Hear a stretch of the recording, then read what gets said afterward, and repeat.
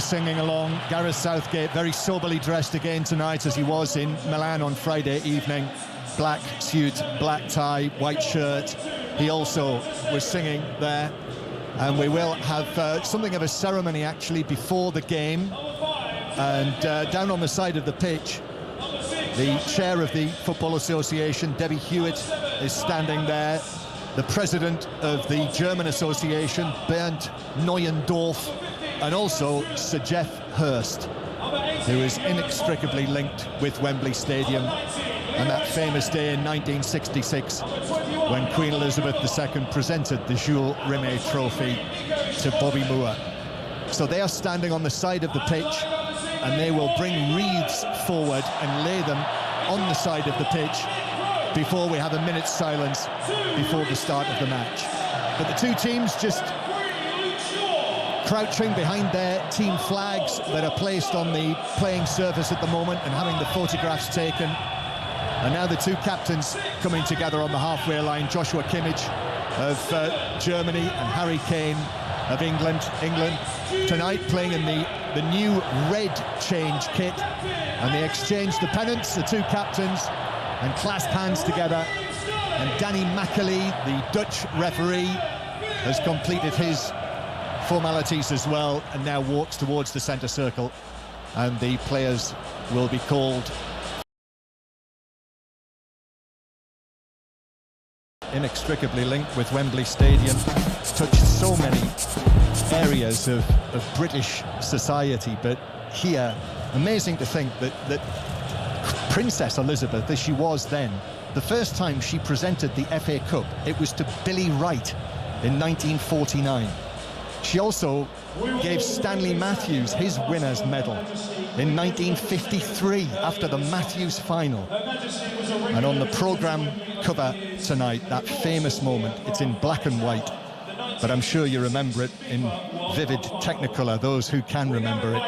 The Queen, who is in her yellow coat and a yellow feathered hat, handing the Jules Rimet Trophy to Bobby Moore in his red England shirt after he'd wiped his hands on the red velvet of the Royal Box. And the lights have been dimmed inside Wembley Stadium, and hundreds, thousands of people have now put their lights on their phones. And Geoff Hurst and Bernd Neuendorf and Debbie Hewitt have walked to the side of the pitch and placed those white flowered wreaths on the side of the pitch. And the two sets of players are gathered around the centre circle to remember the late Queen.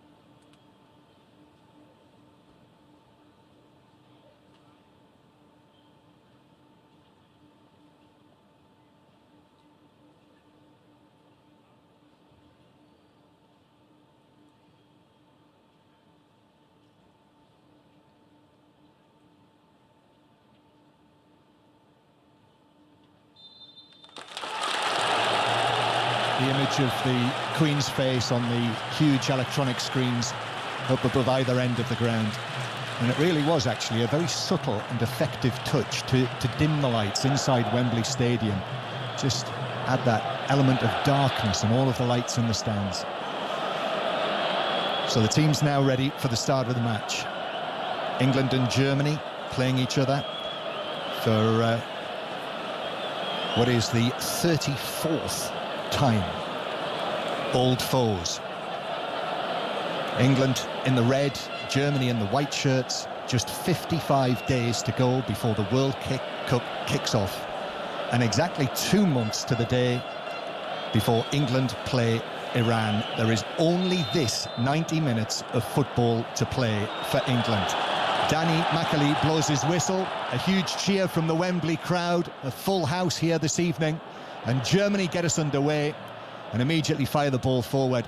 And there's a header away on the edge of the box. It comes back to Harry Maguire, who just lifts it forward into the centre circle, and Harry Kane is pulled over on the halfway line, although I think he's given it for Kane's initial challenge on Schlotterbeck, although Kane looks over his shoulder and glares at the referee as if to say, how can you have the temerity not to give that my way, Chris Sutton? He does, but he also looks over his shoulder and catches Schlotterberg in the neck and takes him out, really. So I think that was the correct decision. So England and Germany, the England side tonight, if you've not heard, 2 changes from Friday night in Milan. Nick Pope continues in goal. Stones, Dyer and Maguire, the 3 central defenders. James on the right, Shaw on the left, Bellingham and Rice in the middle, Foden and Sterling either side of Kane. And England win the ball back. Here's Shaw, plays it up towards Sterling. Sterling, who scored the opening goal, if you remember, in the last 16 at Euro 2020. And here is Sterling, who does well on the left-hand side, gives it to Kane through the middle. Well, that's a crunching challenge on him from Schlotterberg, who gives a bit back there to the England captain, who's okay. He's quickly back up on his feet, and England have it again on the halfway line. So the German side tonight, Ter Stegen of Barcelona in goal. Manuel Neuer, the usual captain, had COVID last week, so he's not involved. Leon Goretzka, likewise. They caught it at Oktoberfest, apparently. So the back 4 tonight, I'll tell you in a moment, because England have it on the right-hand side. It's played forward for Kane. Kane turns and twists and plays the ball in, and it comes off the shins of a German defender and out of play for a throw-in down the right-hand side. Kane is going to take this quickly, which he does. Back to Reece James. James infield towards Declan Rice. Looking forward to seeing how this Rice-Bellingham partnership is going to look tonight. And now Shaw on the left-hand side. Shaw gives it back, and Maguire, just stretching for it, plays it to Eric Dyer, playing for England again at Wembley after making his England return with the ball halfway inside his own half. So that German side, Ter Stegen in goal, back 4 of Kehrer, Zula, Schlotterbeck and Raum, then Kimmich and Gundogan in centre field. Lots of familiar names in this German side. Hoffmann on the right, who scored when they played each other in Munich in June in the Nations League earlier in the group. Young Jamal Musiala, the number 14, who played for so many of the young England teams but has committed himself to Germany. Exciting Bayern Munich talent. Leroy Sané on the left and Kai Havertz up front. So 0-0, very early stages. We're in the 3rd minute, Chris Sutton. Yeah, and England with a 3-4-3 formation, and the Germans setting up. They started with the back 4 against Hungary, went to a back 3 in the second half, but they'll try and dominate the ball, the Germans will, as they do in most games. They just lack that punch in recent times, albeit they did get 5 against Italy, but Gareth Southgate really needs a performance from his England team this evening. Yeah, but that was their only win in their last 6 internationals, Germany. And there are questions being asked about Hansi Flick's side, so that's the other side of the coin tonight. It's important for Germany as well as England. And England playing the ball to Sterling, who's way over there on the far side of the field, but he's surrounded by Germans on either side of him. And it is Germany who come away with the ball, and it's deflected out of play off. In the end, a German foot. So Luke Shaw has a throw-in level with the edge at his own penalty area. England 0, Germany 0. BBC Radio 5 Live, listen as well on BBC Sounds tonight.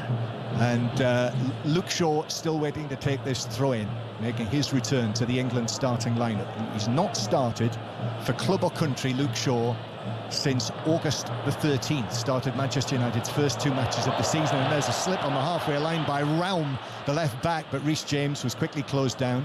And James gets it back now from Bellingham. Bellingham wants it. Bellingham of Borussia Dortmund, playing against so many familiar faces for him. James now on the right-hand side. James being forced infield by Raum. Here's Bellingham again, but Kai Havertz is after him, so it has to go back to John Stones, who gives it back to Nick Pope, who quickly gets rid of it straight away. I think that's probably the best option for the Newcastle goalkeeper. Kane's overhit the pass out to the left-hand side. Shaw can't reach that. It's out of play for a throw-in to the Germans. Yeah, well, Nick Pope, interesting call, getting the nod again this evening, but I've got to say, always looks a bit clumsy with his feet. Uncomfortable. Yeah, well, clumsy, uncomfortable. But he kicked one out of play a couple of minutes ago, didn't he? And then taking no chances there, but See the way the Germans have set up. They'll really overload the centre of the pitch, and England have got to find a way of getting up the pitch, which they struggled to do in the game against Italy. Good work from Declan Rice centrally. Then the ball's played over the top for Sterling down the left-hand side, but that's tidied up by big Nicolas Zula. Passes it back to Ter Stegen. Excellent goalkeeper to have as your second choice. The Barcelona man who passes it out from the back, and then Reece James concedes a throw-in just down in front of us here. Our commentary box, back in our commentary box, our glass-fronted commentary box at Wembley Stadium. In these better times, Raum playing it infield to Kimmich, who then passes it back to Ter Stegen. Second choice, but it is his 30th cap, lots of experience. And here is young Musiala, who's carrying the ball forward from the halfway line. But then Declan Rice is able to step into his path, but Musiala is back on the ball again, the number 14, giving it out towards the right-hand side. Hoffman is there. Now Kimmich is involved. Back more centrally to Gundogan. Square from Gundogan. Remember, Gundogan was injured and wasn't able to play in the game here at the Euros when England eventually and dramatically and excitingly won it with the 2 late goals. No Thomas Muller in the team tonight. That's one of the 4 changes that Hansi Flick has made to his team from Friday night.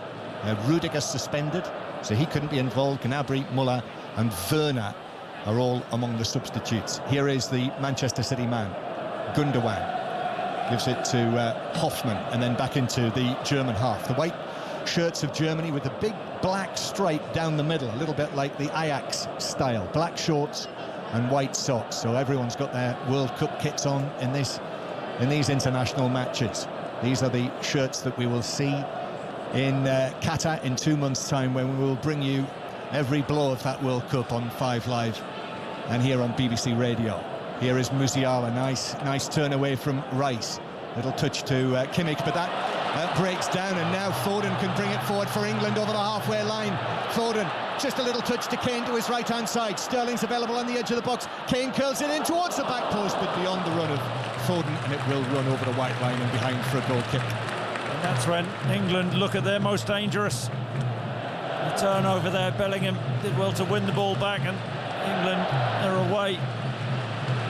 As the ball goes out wide right to Harry Kane, it's a terrific ball in, it really is, and he's not far away from picking out Raheem Sterling and Phil Foden at the back post, in fact. So Germany with it inside their own penalty area. That was another feature of the other night. You know, the talk of how England need to move the ball more quickly. I feel like we say that virtually every time England get together at one stage or another, but also making the right decisions. And that was better, that looked more promising from England, but 0-0 very early stages. Here's Gundogan, the bearded Gundogan, looks up and then just taps it forward towards Musiala. Can play in any number of positions. Musiala, the 19-year-old Bayern Munich man who's made a brilliant start to this season as well. Here is Gundogan, 30 yards out, just runs his foot over the ball. England have got everyone apart from Harry Kane in their defensive third. Here's the cross from the right-hand side, which doesn't reach Havertz, but Eric Dyer is behind him and heads it behind for the first corner of the match to the visitors from Germany. Yeah, Germany just controlling the game a little bit in the early stages. England there, set up as a 5-4-1, defending deep, cross ball goes in. The Germans have just lacked in that central striking position. Havertz starts up there tonight. I'm not sure that's his favourite position. I know he plays there for Chelsea. Well, this corner looks as though it's going to be swung in by Raum, now of RB Leipzig, after his move in the summer. Raum hits this very, very deep towards the back post. Havertz actually peeled away there, tried to bring it down with his left foot, but couldn't get a touch, couldn't get a clean touch, and he's buffeted off the ball. And England bring it forward with John Stones, who looks to thread a pass centrally. That was a good pass to Sterling over the halfway line, and then Sterling tried to play it through to Foden's run. I think he might have been offside anyway. As it is, a German defender blocked it, and that's a poor touch by Kane, and Germany are able to clear it away on the edge of the box through Schlotterbeck. And Eric Dyer then challenges in the centre circle, but England have got it back. Yeah, and that's when they have looked dangerous in the early stages, England. And the counter-attack, and Stones with that tantalising left foot crossfield pass just got there. But as Sterling cut inside, Foden had made his run a little bit too early. German high line. That's Chris Sutton with us. Andros Townsend is here as well. Another England international. Nick Pope is caught in possession, and the ball bounces for Germany on the edge of the box, and back it comes to Gundogan, who hits the shot from the edge of the D. Just tried to whip it, curl it into the top corner, but too high with the shot by 2 or 3 feet. But Nick Pope caught in possession. He did. He just delayed, took a heavy first touch, in fact, and was unaware of Havertz, I think it was, who put him under pressure. A shot from Gundogan just over the bar, but he doesn't instill you with great confidence, Nick Pope, with the ball at his feet. So why not Ramsdale tonight? Why Pope again? I think it's a strange call in many respects, but a call which is saying to me, Nick Pope, you're my number 2. See, Ramsdale's better with his feet than Nick Pope. Significantly, but Ramsdale did start the second 2 matches in June in this competition against Italy and Hungary at Molineux, but Nick Pope's been selected for both of these. Here's Rice, gets the ball down and gives it to Sterling on the left wing. Sterling is up against Kimmich out there, actually. Got past Kimmich, but then there was the covering challenge coming in from Thilo Kehrer, and the ball bounces out of play for a throw into England near the corner flag on the left-hand side, in front of all of those German flags that are draped over the first few seats in that section in that corner. Actually, the throw-in's going to be taken more towards the middle of the half. I'm sure it went out of play there, but Shaw is going to take actually it. Stopped him, didn't he, to say take it higher up? Yeah. Normally the other way round. Yeah. Sterling gives it back to Kane, then Kane's return pass, but he was blocked by Kehrer, who actually just turns under no particular pressure and puts the ball out of play for another England throw down the left-hand side. This is 7 or 8 yards away from the corner flag. Stewart just hands the ball to Shaw, who again takes it probably 6 or 7 yards away from where it actually went out. Sterling now in the box. Rice is there as well, back to and the offside flag is up against Luke Shaw, who'd come back from an offside position. That was all rather odd. Yeah, that's the assistant with the late flag. That infuriates people, doesn't it, around the country, with the late flag for offside. It didn't look like it was offside. Well, matter of fact. Yeah. I don't want you getting infuriated already tonight. We've only played 12 minutes. England 0, Germany 0. And very few empty seats around Wembley Stadium. I guess it'll be early 80,000s as the ball is played down the left-hand side, but it's beyond Sterling and it runs out of play, and it's a throw-in to the Germans halfway inside their own half. In actual fact, Germany will play again before their opening match at the World Cup. The Germans in a group with Japan, Spain and Costa Rica. But because they're one of the later starters in the World Cup, they've been able to organise a game on the Wednesday before. So they'll play in Muscat against Oman on the Wednesday, and then they'll fly to Qatar, because you have to be in the country 5 days before you play. So the Germans will have a friendly match before the real thing begins, but not England. This is the end of the meaningful action for Gareth Southgate and his team. Still England 0, Germany 0, and rather like the other night in Milan, very few opportunities for the opening goal so far. Here is Gundogan. He's had the shot over the top of the English crossbar. Gundogan gets it back, looks over his shoulder, and then he lifts a ball forward. That was very Manchester City style, but England are able to deal with that on the edge of the box. And here's Maguire now on the left-hand side, who clears, but that's blocked down. And now Maguire recovers and is able to put a foot in and block it out for another corner to the Germans. Yeah, Maguire in the first instance trying to make the clearance. It was blocked, and as the ball broke free in the wide area, Maguire got a good block on, recovered well. Well, Round took the first corner that Germany had from over there on the right-hand side, but this is going to be Kimmich instead, so this is an outswinger.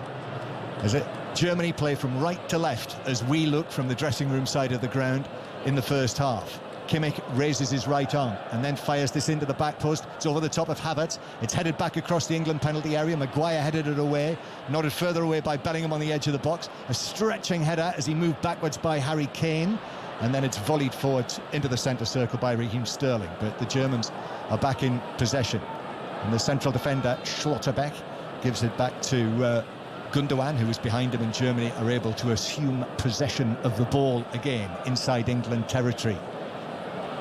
Around about 80,000 people, but Wembley very, very quiet because they haven't seen anything yet to get them off their seats from England. Here's Kimmich. Kimmich back to Schlotterbeck. And then back in the centre circle, Nicholas Zula to the right-hand side. It goes. Kehrer, the new West Ham signing, playing it right back tonight. Gundogan plays it in to the edge of the area, but Bellingham dives forward and blocks that out. And actually, the referee spotted a foul by... It was James on Raum, who made a run on the inside of Reece James. This was off the ball. Yeah, and James brought Raum down and protested to the referee. I don't know whether he's got a little heads up from one of the assistants there, but this is a... That was a good spot by the referee. That was not in his eye line. That was off the ball. Whether area. that was him who spotted it or whether an assistant has made that decision. But good range, this, isn't it? What, 23, 24 yards out? Well, that's a cheap free kick to concede by Reece James. A little naive, you might say, but this is left of centre. And I've seen Gundogan be able to hit them from here. Leroy Sané is there as well. Sané is making it look as though it's going to be him to take this, but this could easily be Gundogan with the right foot. So this is going to be a test for Nick Pope. England have put up a five-man wall. There's someone lying down behind it as well, but there's also a four-man German wall to the right as we look of the England wall. And actually, England have put two men behind the German wall. Looks like there's three walls there, John, all in all. And also the man lying behind as well. So it is Sané who will take it, and he hits it into the middle of the wall to the left. Well, the biggest wall. The biggest wall, yeah. And then England bring it away, and James is tripped. And it's a free kick to England halfway inside their own half. And actually, that seems to have woken up a few of the crowd, The wall. Yeah. A wall just standing firm and doing their job, and the crowd they're excited. How many minutes are we in now? We are 17 minutes in. Stadium buzzing. I don't think they've got quite that far. England 0, Germany 0. Once we've played 20 minutes, we'll bring in Andros Townsend, I think, for a little thought on what's happened, but there's not a great deal for Andros to analyse at this stage of the game. But it is a free kick that England have near the centre circle that Eric Dyer will wander forward to take. I don't think we're surprised by the way Gareth has set up. They're set up to defend deep and counter against a German team who want to dominate the ball.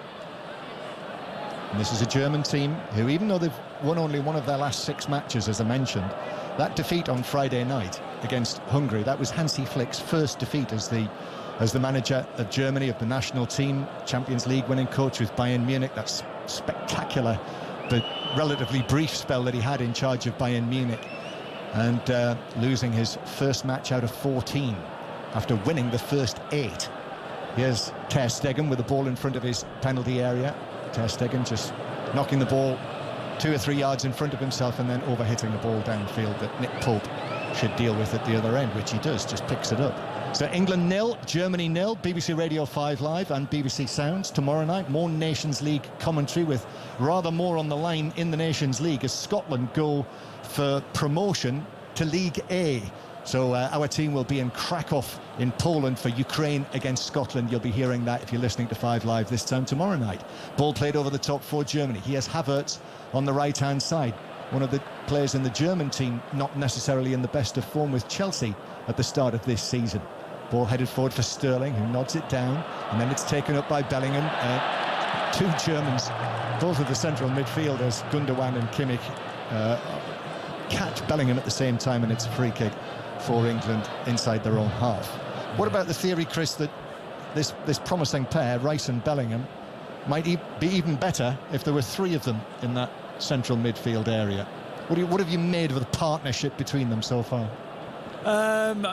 Look, I thought Bellingham performed well the other evening in Italy. I really did. I think Declan Rice, start of the season, has been okay, but I think his role is key in this England team, and he has to really move the ball really quickly. Incisive passes which we haven't seen really in an England jersey. Shaw's given it away. And it was given to Gundogan now on the right-hand side, comes back infield towards Kimmich. Kimmich chips it from right to left, headed away by James on the edge of the box, and Phil Foden is there on the edge of his own penalty area, plays it back to Stones, and Pope had to clear very quickly there. It was slightly under-hit by Stones, but Pope was quickly enough onto it and just right-footed it, rattled it away downfield. Yeah, I think it was Hoffman who Stones was completely unaware of Hoffman as the ball was popped back to him, and he did a blind pass back to Nick Pope, who fortunately got his big right boot to it. Harry Maguire just glances the header across the penalty area, and Shaw will clear it away towards the halfway line. 20 minutes played then, England 0, Germany 0. Andros Townsend is here with us. What have you thought so far, Andros? I think it's clear that in the first 20 minutes this England side have picked up where they left off the other night. Not much attacking threat. Yes, Pope with the ball at his feet, so I thought I'd better come in there, Andros, but he's been able to take a touch and clear it away. Carry on. Yeah, not much attacking threat. Defended very well as a unit, as a collective, not really given much space to this German side. Had a few counter-attacking moments, but again in isolation. When the front three or the front five are counter-attacking, the back three aren't getting up high enough, which isn't allowing us to then sustain attacks in the German defensive half. And yeah, we're allowing them to get out, but I'd like to see more combinations between our front three, which we didn't get the other night. We've seen one or two signs, but not much to write home about. No. That sums it up very well. James, though, playing it to the left-hand side. Kimmich is there on the edge of the box, though, to clear away. And Gundogan is able to pass it back to his goalkeeper, Ter Stegen, who pulls it onto his left foot and finds the pass to the halfway line. Havertz was onto that, Sané as well, but then Eric Dyer back in position, halfway inside his own half, gives it to John Stones on the right-hand side. Stones ball forward, looking for Bellingham. That's headed down by Zula, who hasn't quite got it away. Foden was after it. Schlotterbeck with a touch. Gundogan is in there as well. It's bounced to Kane. Kane right side of the penalty area. Bellingham wants it short. In fact, Kane gives it to James, and then in comes a very good challenge by left-back Raum, and Germany are off on the counter-attack. Sané to Musiala. Musiala could have gone long with the pass, instead he goes square. Hoffman now takes it on, gets his head down. Up the right wing he goes into the England left-back position. Hoffman's crossed to the back post. It's turned back infield by Raum. Comes to Raum again, and then a stretch away from Maguire to safety. And the ball's out of play. And England under pressure there. England 0, Germany 0. Halfway through the first half here at Wembley Stadium. And it's time for Ian Dennis to half-time. Thank you, John. That all comes from Reece James losing the ball there, and that will do wonders for Maguire. I'd have thought it was a timely intervention for him in his penalty area. England not missing out on the marketing opportunity to wear their away strip at home in the new kit, the all-red, playing from left to right as we look against Germany in their white shirts with that broad black stripe going down the middle.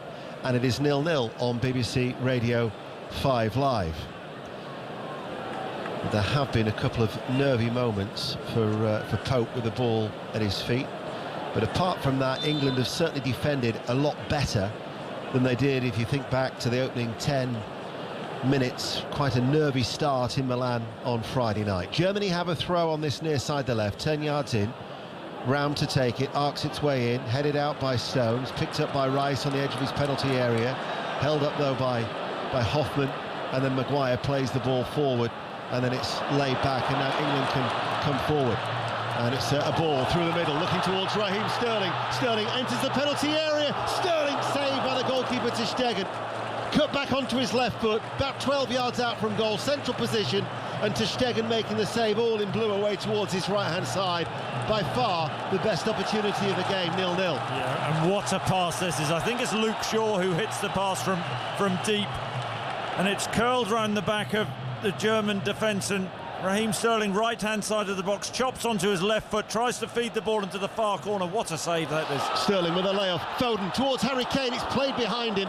And Kehrer, the right-back, the West Ham United defender, on the cover, tucked in, turns it behind for a corner kick. But two really promising bits of play for England in the space of 60 seconds. Important clearance from Kehrer, but Phil Foden should have taken greater care with his cross, because Harry Kane would have had the easiest opportunities. 6 yards out, level with the near post. Poor pass from Phil Foden. Chance gone. Set piece though for England, corner kick near side the right, James to take it, right arm aloft, in it comes now, right-footed. It was actually flicked on by John Stones and away, but Bellingham will keep that ball in play over on that far side. The Borussia Dortmund midfielder inside towards Raheem Sterling, who turns, links up once again with Bellingham, and then it's taken off his toes by Hoffman, and it's gone behind for another corner kick. By far England's best spell of the game, 26 minutes played, goalless. Yeah, and I suppose, you know, with the lack of goals in the last 5 games, it's those moments when you have those opportunities just to be a bit more careful with that final ball, and Phil Foden missing Harry Kane.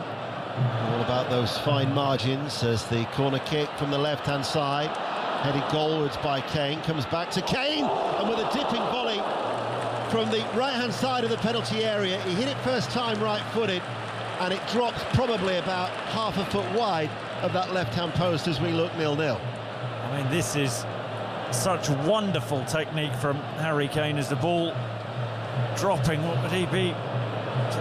14 yards out at an angle, trying to dip the ball back over Ter Stegen into the far corner, and he wasn't far away, a yard past Ter Stegen's right-hand post.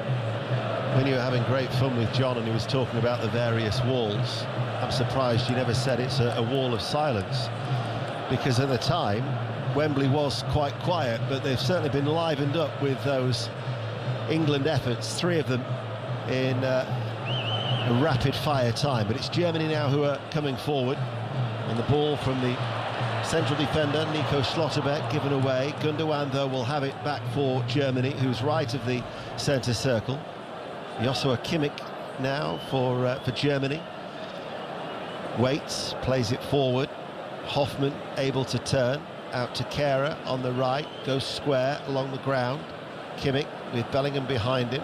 Gundogan, every outfield player is in the England half, away towards our left-hand side, as now it's Zula, a burly figure of the central defender of Germany, they've lost it now with Musiala, and Kane to Sterling, laid it off. It was a heavy touch, a very heavy touch from Raheem Sterling, but once again that front 3 of Kane, Sterling and Foden were looking to try and profit. Yeah, and when Germany do overturn the ball, that's when England have looked at their most dangerous. But on the break there, Kane into Sterling in a central position, a really poor touch as Sterling just tried to cushion the ball to Phil Foden, who'd made a good run on the right-hand side. Sterling frustrated with himself. England, remember, who haven't scored in their last 3 successive matches for the first time since 2000. You have to go back to 1981, the only time in England's history where they failed to score in 4 successive games. Here is Gundogan. Kimmich switches play.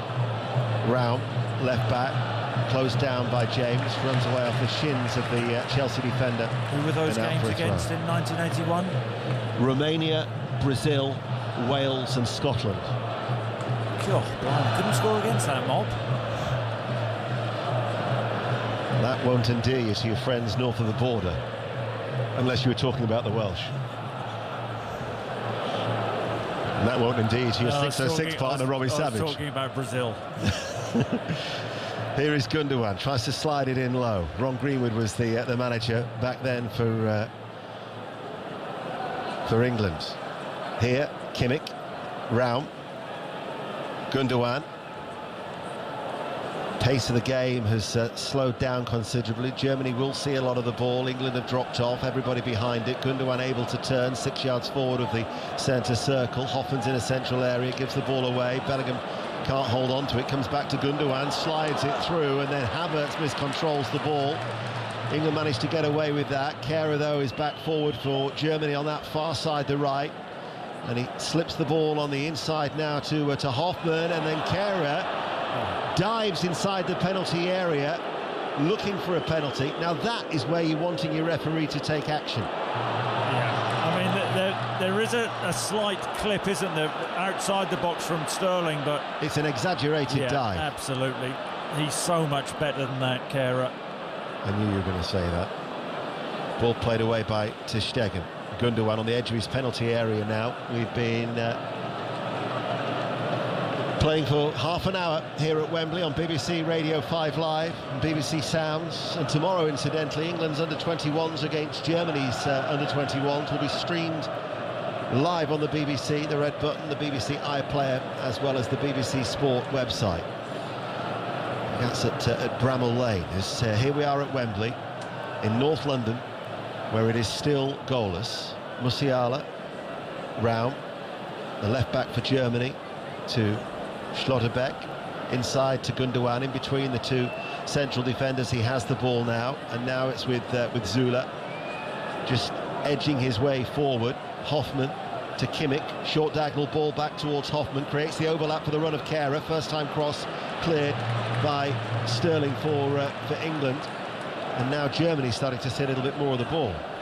Yeah, England happy to defend deep, don't have a great deal of pace with those three central defenders, and Germany a bit of joy in the wide areas. Just watching the Sterling and Kehrer incident again, there is a slight tug of the jersey from Raheem Sterling, but it's the exaggeration, Deno, which we can't stand, I think it's fair to say. Well, Paul van Boekel, who's the VAR, the Dutch official, would have no doubt have had a look at that from his Dutch counterpart, Danny McAlee, the referee. As Kehrer inside to Kimmich, back with the German midfielder once again. It's almost being played at a walking pace, this contest that is 0-0. Raum forward, back to Schlotterbeck. Gundogan once again. The black armband is just coming loose there of Gundogan. Managed to reattach it, however, still with the ball at his feet, and now Zula along the ground, and the ball goes away. It might reach Raum, but James was alert, back towards Pope. First time clearance, stumble from the Newcastle goalkeeper, headed forward by Gundogan against his Manchester City teammate Phil Foden. And now it's with Dyer, plays it forward. Bellingham, Germany trying to press. Stones along the ground. Foden lays it off towards Bellingham. England, though, can't get out of their own half at the moment. Back it goes towards Stones. Havertz loitering, back towards Pope. First time clearance, a lot of distance on that. Flicked on by the head of Kane. Sterling, Schlotterbeck and Kehrer between them deal with that bouncing ball midway through the Germany half. Here is Sane, challenge made by James, comes out to Raum, left corner of the area, delivers the cross, headed out first time by Dyer, picked up by Gundogan.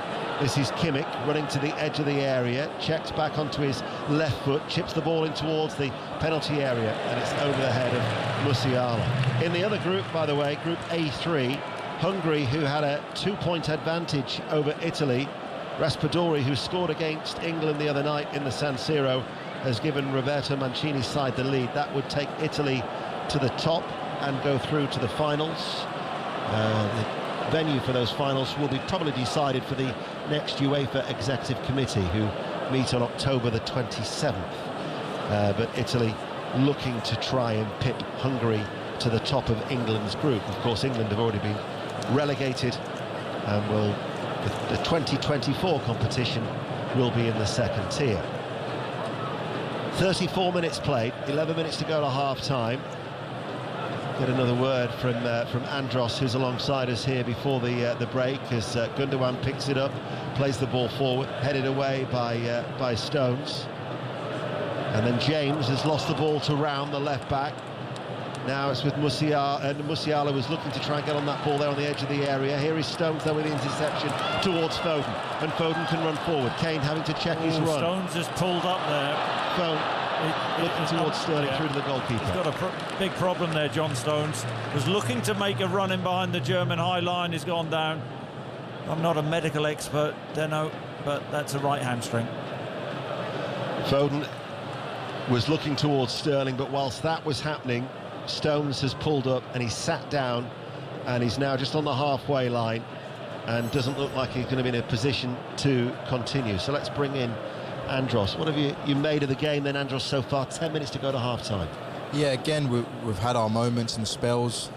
Initially, straight after that 20-minute period, we had a few attacks back-to-back. We managed to stay in their half for a few minutes, which I haven't seen definitely in the last 100 minutes of football that I've been watching England play, including the other night. But still, I feel like when we're counter-attacking, it's too isolated, where Declan Rice making a marauding run, Sterling's got in a few times. We're not backing up the play. There's too much space between those counter-attacking and those behind. The two midfielders need to get higher. The three centre-halves, I know they're worried about their pace, but they need to get higher as well. We need to get some sustained possession in this German half, and we're not doing that at the minute. That's Andros Townsend, former England international, and here is Chris Sutton. I mean, it's very basic England's brand of football. That's the truth. I mean, when the ball goes back to Nick Pope, he kicks the ball up the pitch. Harry Kane tries to flick it on, and Raheem Sterling makes a movement off him. But where England have been dangerous is in the turnover, and when they've counter-attacked, and it's just been that final ball at times. But England haven't really found a way of playing out from the back through this German team, who are pressing high. But even if you are going to play that way, it is very basic. If you are going to play up to Harry Kane and try and get flick-ons and try and get the knockdowns, if your two midfielders are on the halfway line, they're never going to pick up the bits. So then Germany win it back straight away, and they're attacking us again, and then we retreat back to our shape in our own half. So yes, it's one thing playing basic, playing up to Harry Kane, but if you haven't got the runners off him or behind him, backing him up, you're not going to get any joy at all. John Stones unable to continue, and the way that he pulled up, you would think that it'd be a doubt for the Manchester derby, a game incidentally you can hear live on Sunday afternoon on BBC Radio 5 Live. 7 appearances for Manchester City, 5 starts in the Premier League as well this season for John Stones. So a doubt ahead of the Manchester derby, and he's replaced by his Manchester City teammate Kyle Walker. That was one of 2 changes from the side that lost to Italy on Friday, made by Gareth Southgate. So Kyle Walker comes on for his 70th cap for England tonight to play on the right side of that 3-man defence. Talking of City, Gundogan. Schlotterbeck with the cross, headed away by Shaw, who hasn't played in the Premier League for Manchester United since that defeat at Brentford. He's actually had less game time for United than Harry Maguire. Here is Bellingham charging forward for the Red of England. To Sterling. Shaw's going to go on the overlap. Sterling carries the ball forward. Now he utilises Shaw, and the cross is charged down and deflected behind for a corner kick. And it remains 0-0 with 7 minutes to go to half-time. And that attack stemmed from a wonderful pass from Phil Foden. Brave, 30 yards from his own goal. Little reverse pass, and England, once again, looking at danger on the counter-attack. Can they make something from this corner? Corner kick, far side to left. Phil Foden to take it, left-footed. It's an outswinger. Maguire climbs 12 yards out from goal, but his header drops well off target. England's highest scoring defender makes his way back into defence as ter Stegen tries to take the quick goal kick, but Shaw was alert in a central area, and the 2 wing-backs for England combined, passing the ball there, and now it's back with Kyle Walker once more for England. Rice now with Dyer almost coming to a standstill at the heart of that England defence. And then Maguire from the left of the 3 spreads play out towards James. Nicely controlled first time. Bellingham, with Gundogan looking to close him down, goes back. And then Dyer backpedaling, manages to clear the ball up towards that far side. And it's with Shaw back towards his Manchester United teammate Maguire. And England, in turn, all the way back to the goalkeeper Pope in yellow. Clears with a diagonal ball. James looks to attack it, heads it on, high on the chest by Foden, looking to turn, surrounded by too many white shirts, and Germany back in possession. Kimmich strokes it forward. Round makes the run in behind on this near side that Germany left. Plays it now back to Nico Schlotterbeck, who Borussia Dortmund central defender, up against his teammate, of course, Jude Bellingham. Waving the team up, waving England's back line up. But there's not a lot of pace in that back line other than Kyle Walker, who has come on. Here is Gundogan. Germany now being forced back. This is with Foden. Raum for Germany. Kimmich able to have a little glance around. Bellingham in close proximity. Back towards his goalkeeper. Controls the ball in his 6-yard area, but his right-footed clearance over the head of Kehrer. Because of England's presence, Germany give the ball away, and it'll be an England throw with 4.5 minutes to go. But apart from that flurry of activity with England, where they had 2 or 3 moments of genuine excitement, and Pope's nervy moments, that's been about it in terms of a spectacle. He had the Sterling opportunity, wonderful pass from Shaw, and Sterling actually chopped inside, didn't he? Really big opportunity with his weaker left foot. Decent save from Ter Stegen. That's a good pass out. Maguire to Shaw, flicks it forward along the ground, left-hand side of the penalty area. Sterling goes to ground, wag of the finger from the referee says no foul. Shaw wins it back to Foden, couldn't control the ball on the edge of the area, and Zula will play it up towards Gundogan. Bellingham coming across, gets a foot into the challenge, but Germany will still come forward. Over on that far side with Musiala on the Germany left, lays it back to Gundogan, coming onto the ball, left of the centre circle, and now it's left towards Kimmich, who passes the ball out towards that far side, and Havertz just drifting in off that right touchline. Now with Kimmich, 30 yards from goal, still 0-0 as we approach half-time on BBC Radio 5 Live. Sane, Gundogan, Kimmich once more, over the top of Hoffman, and Shaw will easily come across and deal with that, and then runs it out of play for a throw. Doesn't deal with that very well, does he? He did initially. Well, he didn't in the end because he was careless and the ball gone out for a German throw-in. Kehrer, right-hand side, threads it through. Musiala. First cross was blocked, right-hand side of the penalty area, cuts it back, right corner of the area to Kimmich. Kimmich waits to deliver the ball. That was blocked by Dyer, and out of play it goes for a throw down by the corner flag over on that far side, the Germany right, and it remains England 0, Germany 0. When John said at the start of the game, the reaction throughout tonight from this sellout crowd at Wembley will be quite telling. We'll get a flavour of what the supporters have felt with this first 45 minutes when Danny McAuley does indeed blow his half-time whistle as a cross comes in from the right, and excellently defended by Kyle Walker, just chesting the ball back towards Nick Pope. Yeah, really cool, wasn't he, Kyle Walker? Only Havertz really in the middle for Germany. Walker, what, 6 yards from goal, just a little cushion chest back to Nick Pope. Who eventually clears the ball away. It's flicked on by the head of James. Foden makes the run in behind, hooks it in field, laid off by the chest of Kane. James spins away from Gundogan, lays it off to Bellingham, turns into trouble in Musiala and loses the ball. Break on now for Germany. Kimmich out towards Hoffman. Havertz going on ahead of him. Hoffman with his short dark hair nutmegs Rice, stepping out of defence was Maguire, out towards Sterling. Forward ball now towards Harry Kane. England now looking to counter. Sterling ahead of Kane, enters the penalty area. Sterling's low left-footed shot, easily saved by Ter Stegen at his near post, 0-0. Brilliant once again. Harry Kane, his weight of pass to Raheem Sterling, who is marauding into the box on the left-hand side. Gets the run on Kehrer, decides to shoot a goal with his left foot. I think he could have squared that to Phil Foden, who would have had an easy tap-in at the far post. On a few occasions in this first half, England have had opportunities to take the lead. They've just been slightly careless.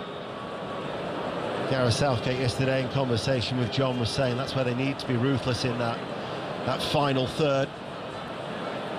But in the end it was easily kept out by Ter Stegen. Neuer missing for Germany as Gundogan does a 360-degree turn, lays the ball off to Zula.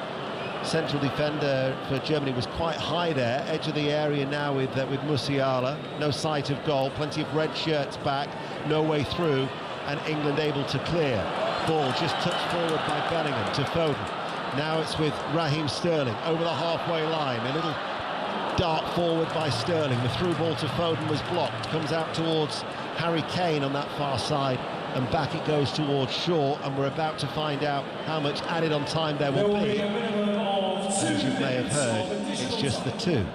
As Maguire sends the ball forward, Harry Kane has done, I was about to say exceptionally well to keep it in. He was like a ball juggler there, teetering down the touchline, but it's gone out of play and it'll be a Germany throw. A ball juggler. I know what you meant, but he didn't keep it in, so... He did juggle with the ball. Yeah. But it doesn't count, does it, if it's not on stage?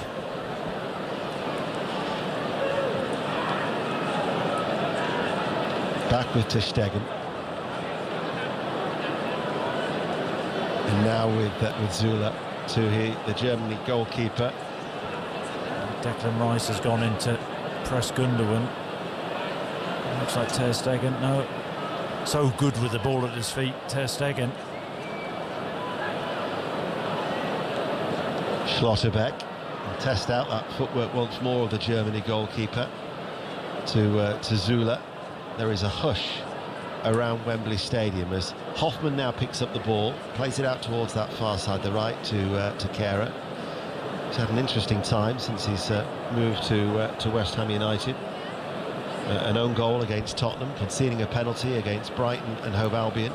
There's Kimmich to Kehrer, forward, back towards Kimmich once again. A little bit off balance, that ball inside to Kimmich, but it's kept alive by Schlotterbeck. Gundogan. This is Musiala, edge of the area, accelerates, couldn't find a way through, comes out to Schlotterbeck on this left-hand side. Gundogan, edge of the area, 30 yards out, Kimmich's going to shoot, right-footed, that was close. It was a low, right-footed effort, just under 30 yards out, along the ground. Pope fully extended away towards his right.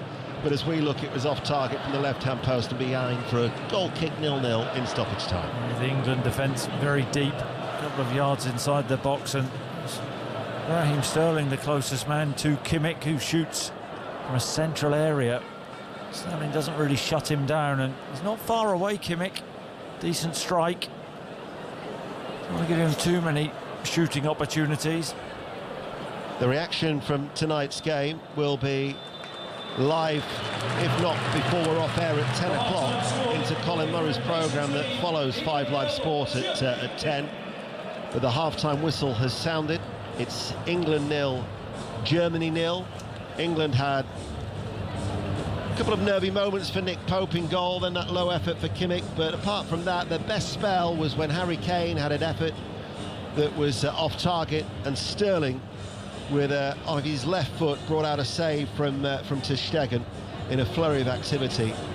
But that's probably been about it as far as the goalmouth incidents are concerned. And so, Mark, at half-time, England 0, Germany 0.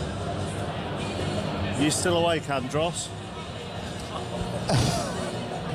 We've had our moments. It's not been too bad. No, I was just talking about having to listen to Chris, I said. No. There's no intensity, is there? I mean, from either side, really. It's all a bit flat.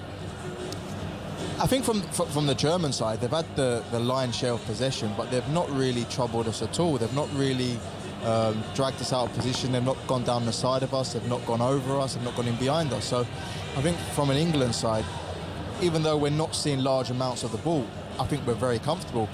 And we're catching them on the counter-attack. We're very dangerous. We're creating chances.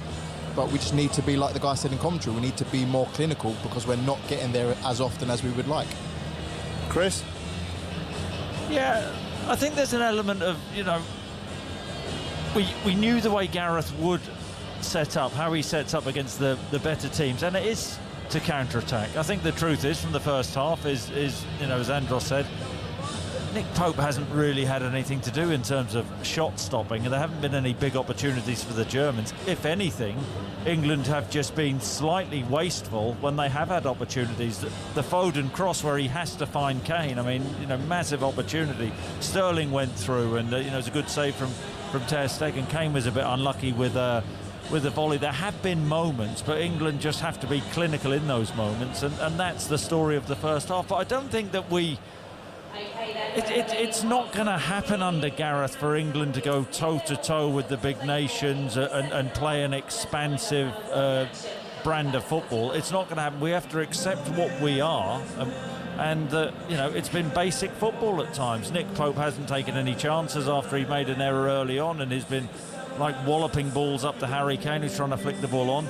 But where England have looked dangerous is in the turnover, when they've won the ball from Germany, when Germany are throwing bodies forward, and they have countered, and England have been a threat. It's just they haven't been clinical enough. Andros, Chris, thank you very much. Second half on the way here on 5 Live Sport. That's a good thing. That's meant to keep you listening. We'll talk Worcester and Ukraine, Scotland during half-time after the latest BBC News. Listen on BBC Sounds. This is BBC Radio 5 Live. With the news on 5 Live, I'm Anna Preston. The Bank of England says it won't hesitate to raise interest rates as necessary to control inflation. There's been speculation of further rises to the base rate after sterling fell to its lowest value in 50 years against the dollar. Several lenders, including Virgin Money and the Skipton Building Society, have withdrawn their range of mortgages to new customers. Halifax has taken similar steps. Louise Cooper, a financial analyst, says the situation could get really tough for homeowners. If your fix ends, remortgaging could be very expensive. If the bank does raise rates by a full 2 percentage points, those on tracker mortgages are going to be suffering real financial pain. The Department for Transport says it's incredibly disappointing that Doncaster Sheffield Airport is to close, putting around 800 jobs at risk. The owners, Peel Group, had been offered public money to keep the site open in 2023, but the firm said the airport's business model was not viable. Leah Herring was due to travel to Benidorm from Doncaster Sheffield next June. It's the first time any of my kids have been on a plane. It's the first time my family and my mum's have been away abroad together. Normally we stay local in the UK. I don't drive, so for us all to get to, say, Manchester or Leeds, it would cost a lot. Investigators believe an electric bike caused a fire at a tower block in Bristol. One man's believed to have fallen to his death to escape the flames in the early hours of yesterday. The Crown Prosecution Service says a hearing has been scheduled for Thursday in the case of the US citizen Ansa Koulas, who's accused of causing the death of teenage motorcyclist Harry Dunn by dangerous driving in 2019. The case will be heard at Westminster Magistrates. A planned strike by bus drivers in London next Tuesday has been called off after a new pay offer was tabled. The industrial action was due to involve around 2,000 members of the Unite Union. The drivers will now vote on the new deal. And the American space agency NASA has decided to pull its moon rocket off the launch pad in Florida because of an approaching hurricane. The vehicle will be rolled back into its engineering workshop to protect it. F1. We had a great race, On every compound we were quickest, and the deck was very good, so we had a really good race car. Basically, we're just controlling the gap at the end. Of course, then the safety car came out. I could quickly, get back into my rhythm and get into second. And it was just, it was really good on the tires. It was really enjoyable to drive today, even though it was quite hot out there. But great day for us. F1. Live race commentary from the Singapore Grand Prix, Sunday afternoon from 1 on BBC Radio 5 Sports Extra. Listen on BBC Sounds. This is 5 Live Sport with Mark Chapman.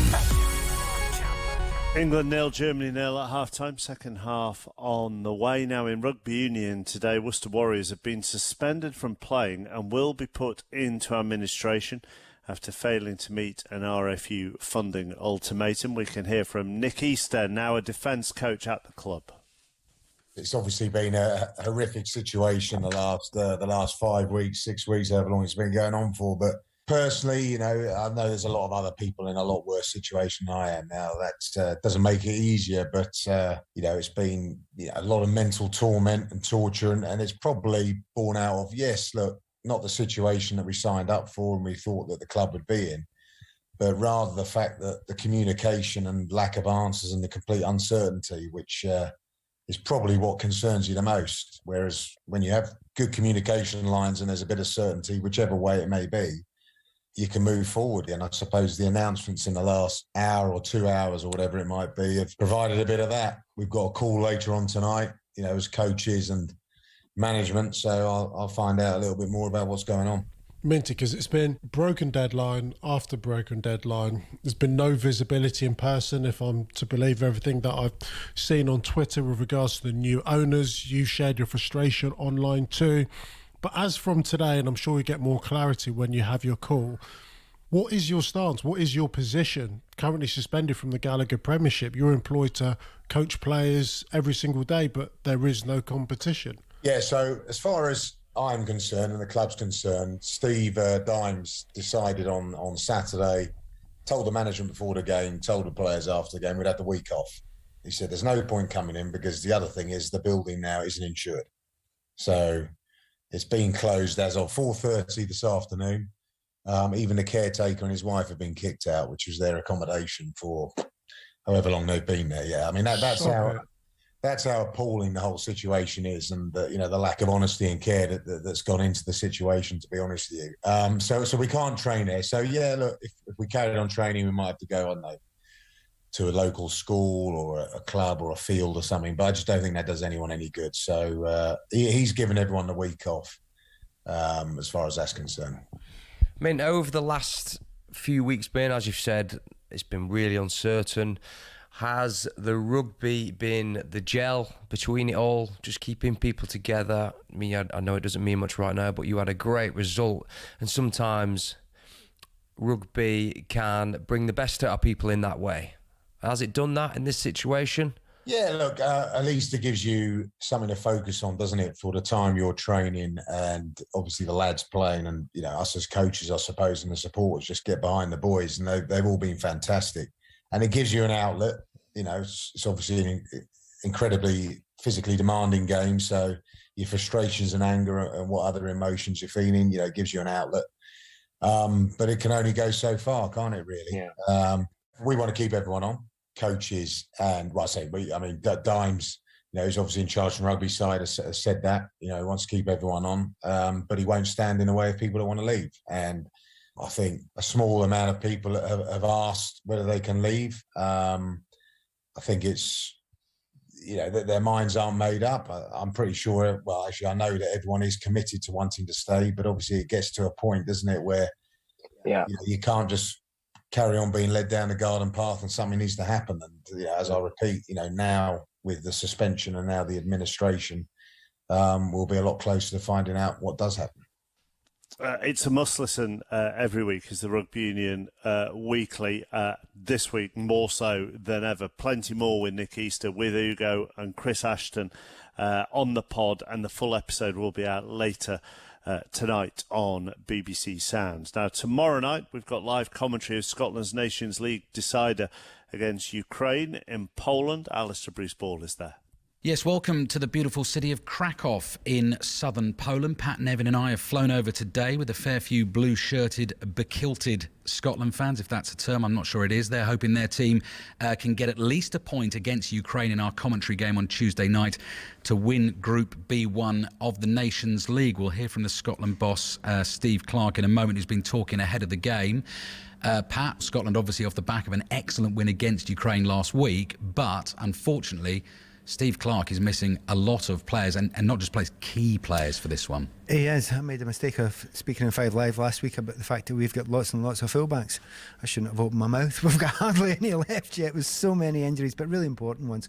Obviously we knew Robertson was out beforehand, but it's certainly a big one for Kieran Tierney to be missing, but maybe even more so. And if you look down the line of centre backs that we're missing just now, Grant Hanley and Cooper were out before, but McKenna missing as well. So you're talking about an entire back line almost that's been sort of ripped out of the team. OK, let's hear from the boss and one of his strikers ahead of the game. So Pat's mentioned it, some of the names missing. Scott McTominay as well, actually suspended, but Scott McKenna's key at the back. Kieran Tierney, one of the latest as well to withdraw from the squad. Shay Adams, now a doubt as well. We're actually going to hear from him straight after we have heard from Steve Clarke. It's obviously disappointing because you don't want to lose any players from the squad. Kieran and Scott, two good players playing to the best of their ability, but as I always say, injuries are sent to test you. It's now a chance for someone else. 1 or 2 missing from training this morning. We've got some kind of virus in the camp, just sickness. So Lyndon Dykes, Shay Adams didn't train this morning, didn't feel very well, but they'll be on the plane.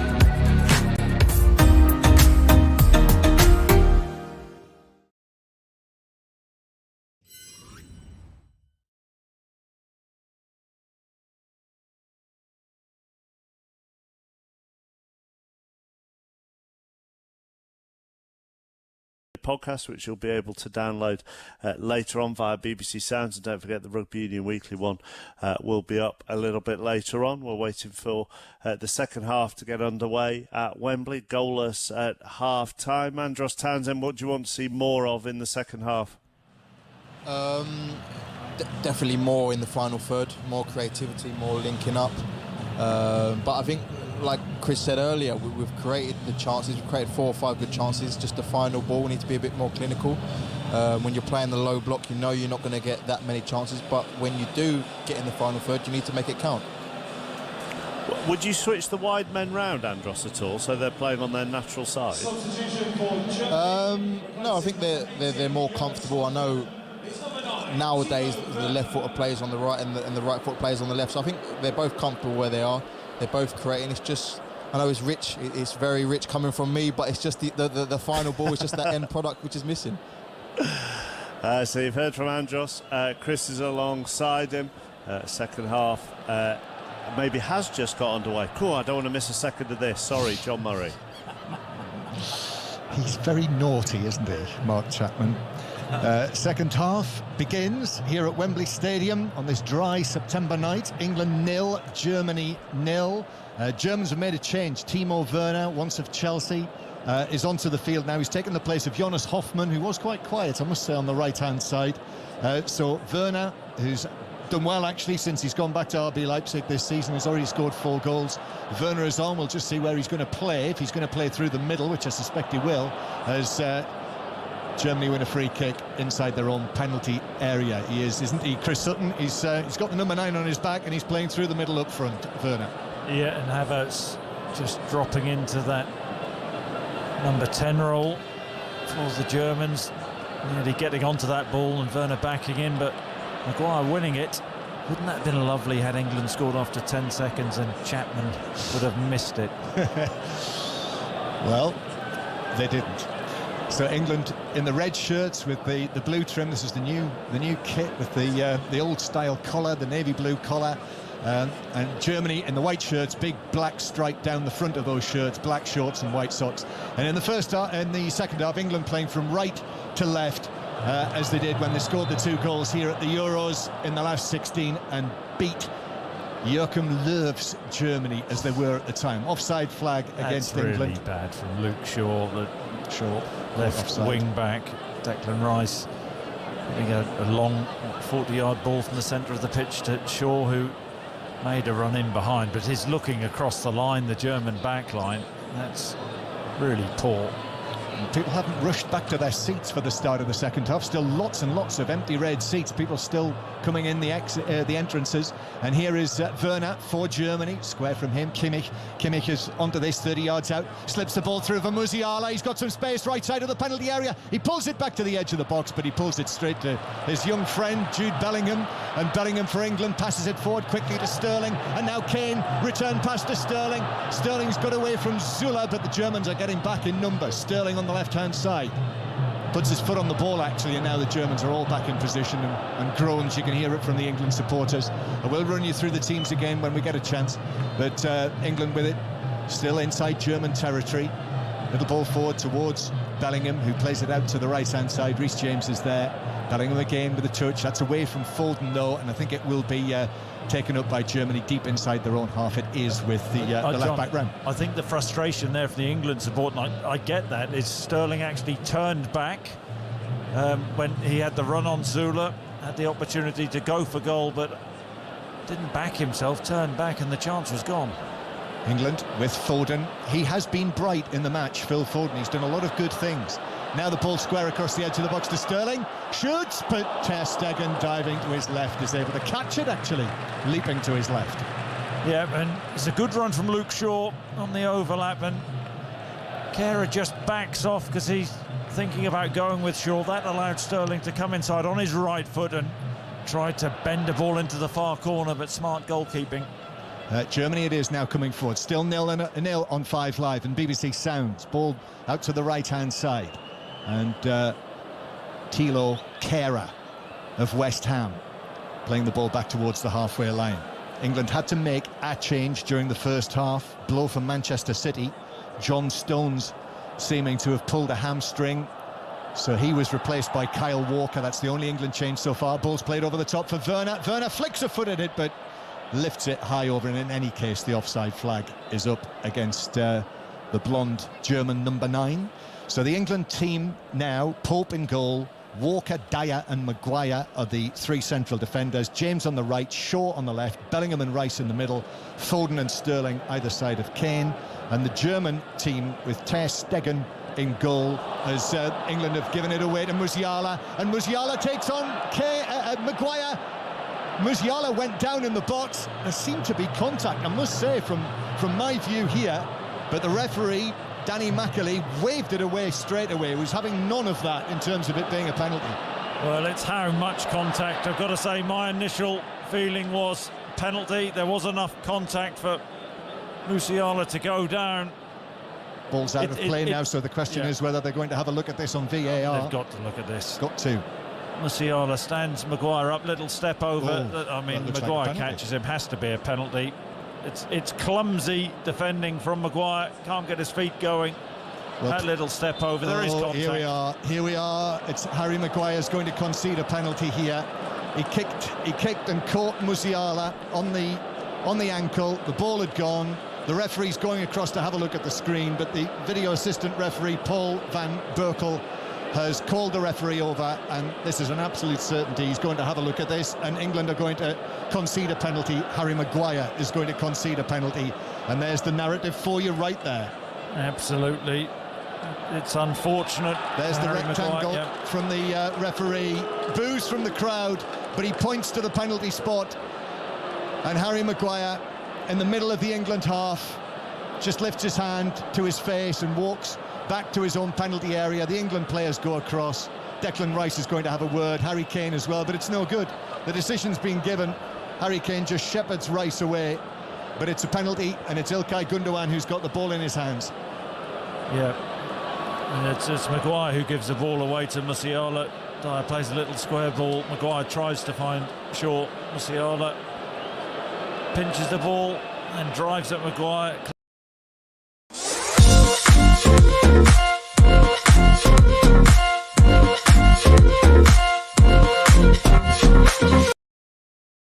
To take the lead.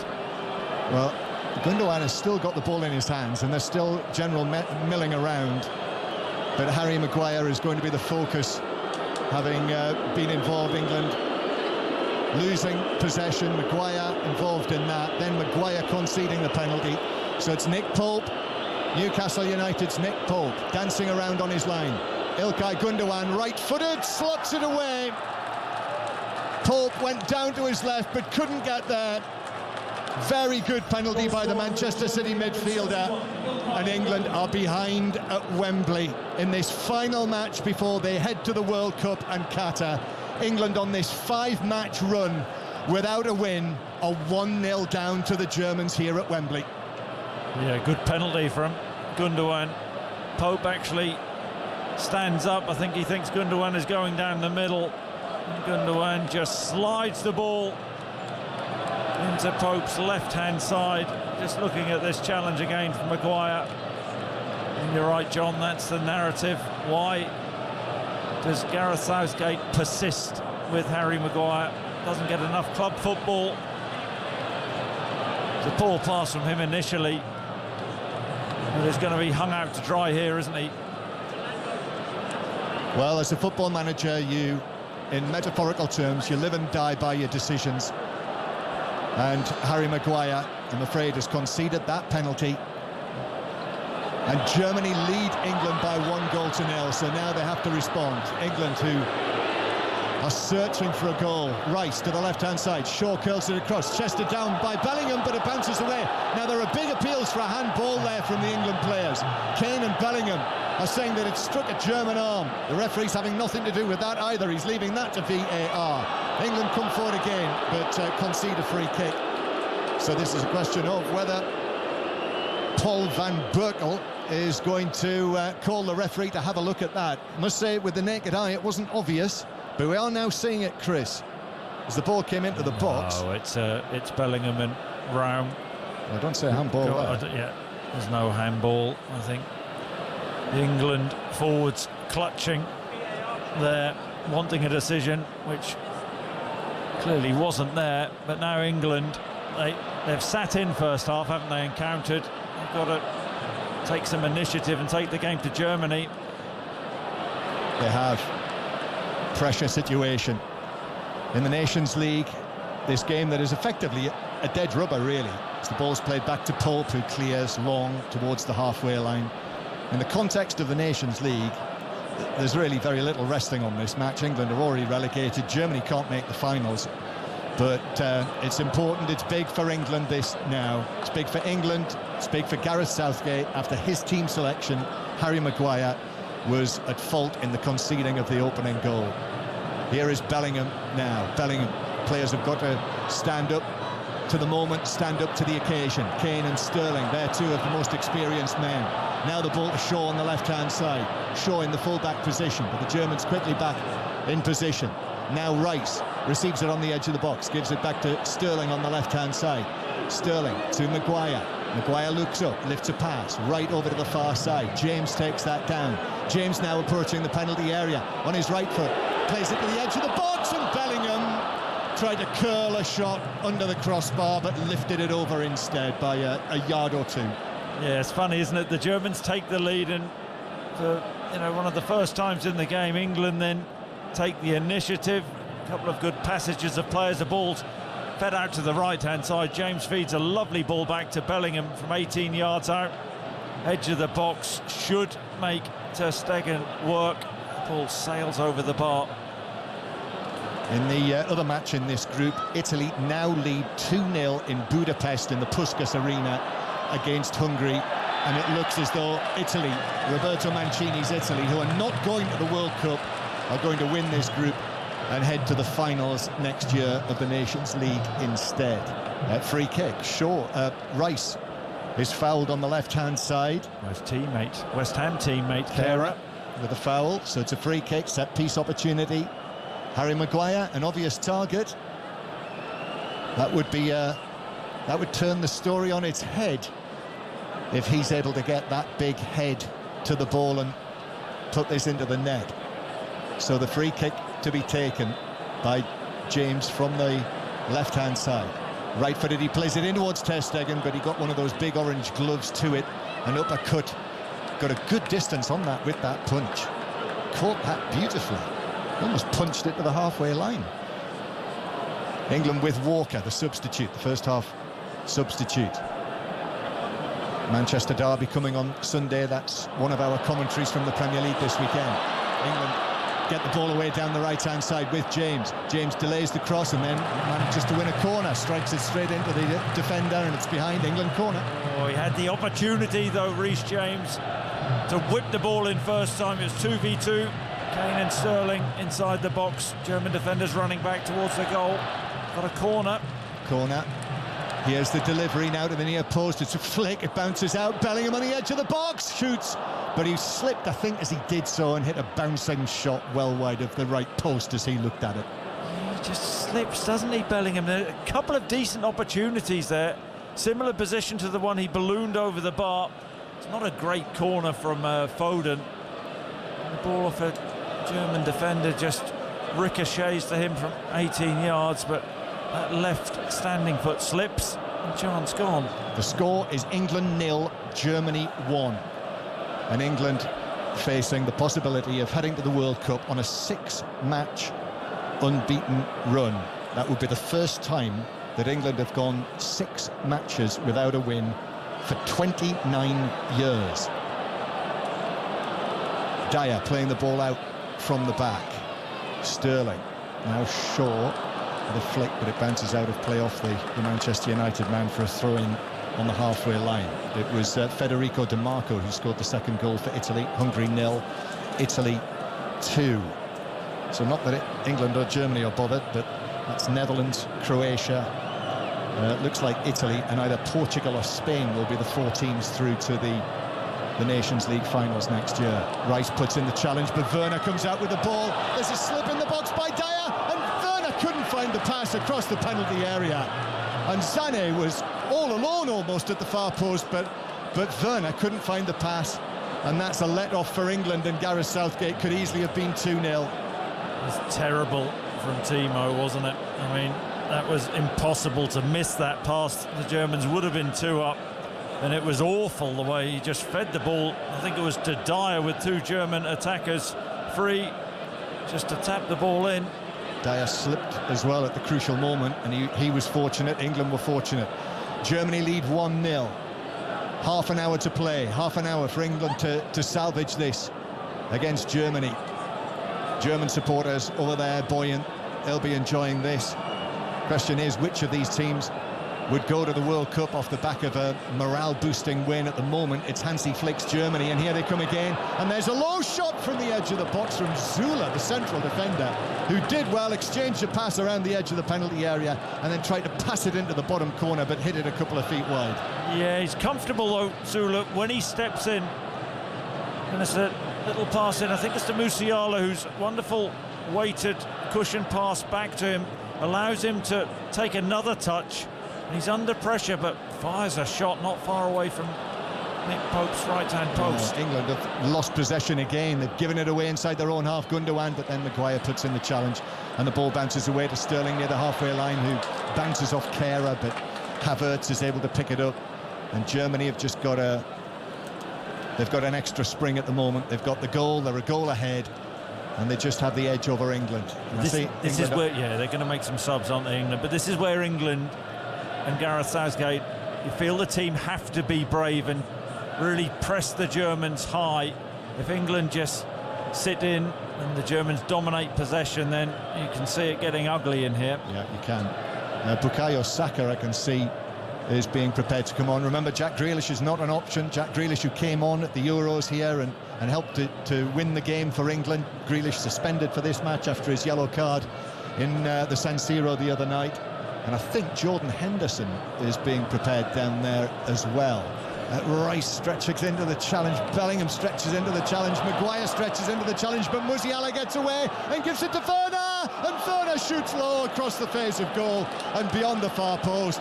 And again, England are fortunate. Well, they're lucky that chance fell to Timo Werner, because you got the feeling, because it's Timo Werner, that he would miss, but a couple of challenges from England players not good enough. The ball slipped into Werner, who has that pace to get away the England back line, but then from 12 yards at the angle is trying to slide the ball across Pope into the far corner. It slides it a couple of yards wide of Nick Pope's post. Terrific from Musiala, though. I mean, that was wonderful stuff. He could easily have been playing for England tonight against Germany, even though he's born in Germany. He was born in Stuttgart, but moved to this country as a 7-year-old, was at Southampton, was at Chelsea. Actually met Gareth Southgate when he was 13 or 14 years old, when he was a schoolboy, when Gareth Southgate came to his school. Well, we can't hold that against Gareth. No, that's one thing we can't. Yeah, but real talent. Said it was a really tough decision, but he came through the groups. Your friend Derek Ray put out a picture this afternoon of Bellingham and Musiala sitting alongside each other in an England dressing room, one of the young teams. But Musiala, he won the penalty tonight, and he very nearly set Werner up for the second goal there. England 0, Germany 1. England needs something, and Gareth Southgate going to make a couple of changes. It's Mason Mount who is coming on with Bukayo Saka. I thought I saw Jordan Henderson standing up, but he's not coming on just yet, if he is going to come on.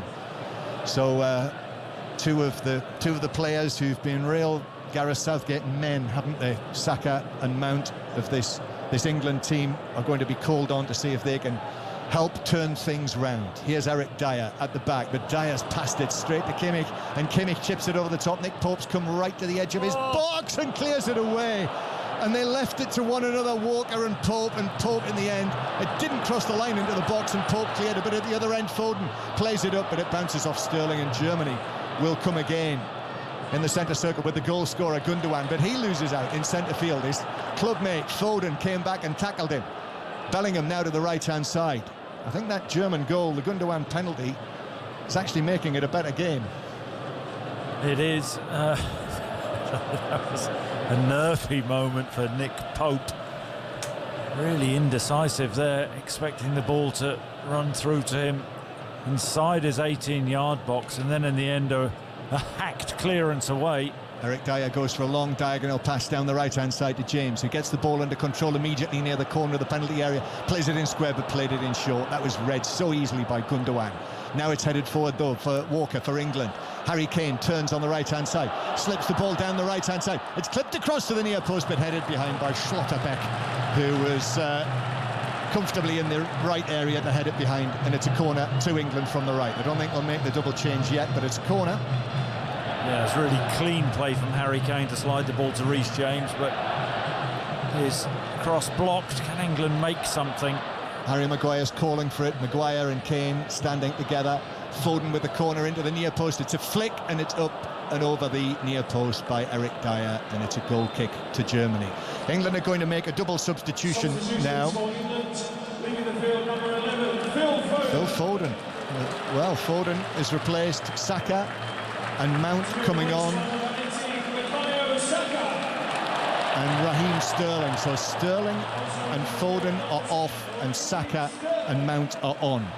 While they sort themselves out, let's bring in Andros Townsend for a word. We're almost halfway through the second half. Andros. Yeah, I think the introduction of Timo Werner's completely changed the dynamic of this German front three. We said at half-time how comfortable England were, not really troubled, and then you get someone like Werner with his pace and his willingness to run in behind. You get him stretching defences, and all of a sudden, even though he's not having joy himself, he's stretching the defence and allowing the more technical players in behind him to get on the ball. So yeah, his introduction has really hurt England. Thank you, Andros. England 0, Germany 1. BBC Radio 5 Live.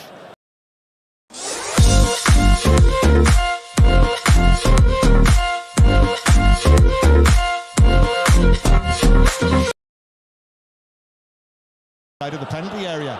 Maguire still going between two Germans.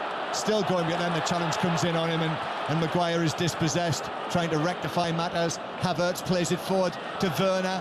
Werner now, Sané's in the middle. Werner's still in possession, 30 yards out. He's on his right foot, he plays it square to Havertz, just outside the D, a curling left foot shot.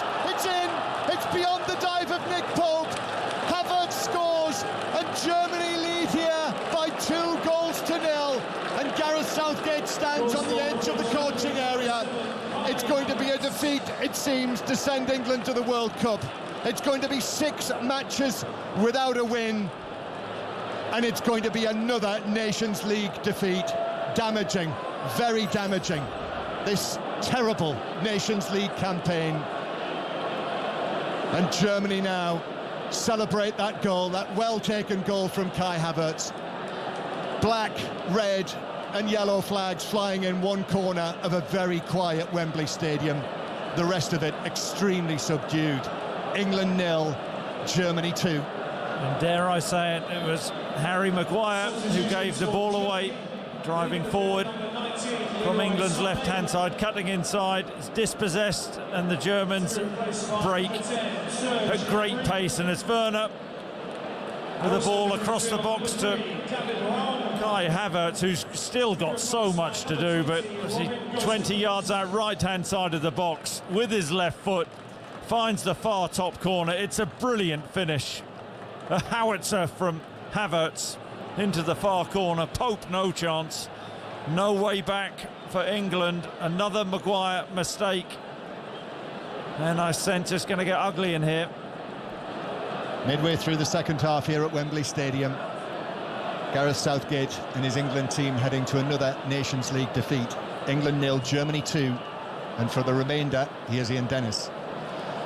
Thank you, John. So a double change being made there with Robin Gosens coming on and Serge Gnabry. So Gosens replacing Raum at left back, and Gnabry coming on for Sané on the left-hand side for Germany. As England looking for a way back into the game with a final quarter of this match remaining, but trailing 2-0, and a bad night for Harry Maguire. Culpable with both of the goals. He gave away the first, and then trying to win it back, conceded the penalty, and then losing the ball in the Germany half, and then within a matter of seconds, a fine curling effort as Bellingham shoots from distance, but just outside the D, as England all in red play from right to left, right-footed, well positioned, and a comfortable save for Andre ter Stegen. it's a bit of sod's law for Harry Maguire, isn't it? The Havertz finish was so good. Such a brilliant effort to put the Germans 2-0 ahead. You know, normally from that range, you've got to be perfect, and Havertz was perfect, and it's, you know, he can do no right, can he, Harry Maguire? Everything which he does at this moment in time is under so much scrutiny. He gives the ball away on the edge of the German box, and the Germans end up scoring, blimey. But England, so far in this second half, they haven't really had a passage of play where they actually look like scoring. A couple of efforts from Bellingham on the edge of the box. I think immediately after the Germans had scored, took a bit of the initiative, but now this is where you sense that England need to be brave. Here is Mason Mount picking up a loose ball on the left-hand side and running forward. Goes down the left side of the penalty area. Scoops the ball in towards Harry Kane, 6 yards out, cleared away by Schlotterbeck, the fair-haired central defender for Germany. But it's over 560 minutes now, England without a goal in open play. They really have toiled of late in terms of creating opportunities. They've failed to score in 4 of their last 5. That goal against Germany in that 1-1 draw earlier on in the Nations League campaign was a penalty. As Saka turns on the halfway line on the right, back towards Rice. As Rice runs forward.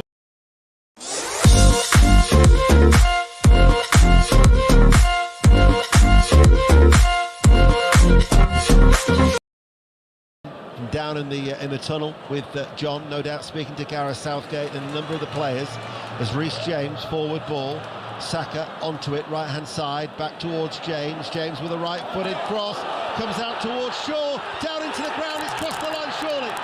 Goal is given, and England have a goal back, and it is Luke Shaw to reduce the arrears.